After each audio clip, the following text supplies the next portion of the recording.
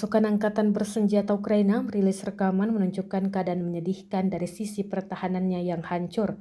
Salah satu benteng pertahanannya tampak luluh lantak usai digempur serangan Rusia. Rekamannya beredar di Telegram pada Selasa 30 April 2024. Dalam rekaman, tampak sisa-sisa benteng pertahanan yang hancur dan beberapa amunisi yang berserakan. Pasukan Ukraina mengeluhkan situasi yang disebut rumit itu.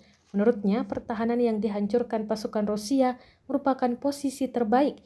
Ia juga menambahkan hal yang penting adalah bertahan hidup di tengah-tengah ledakan.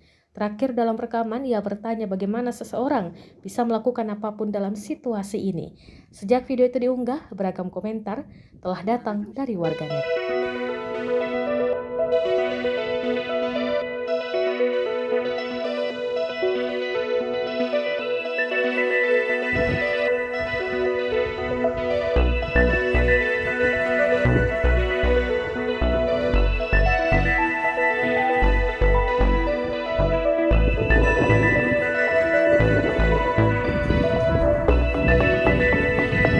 Я видео снимаю.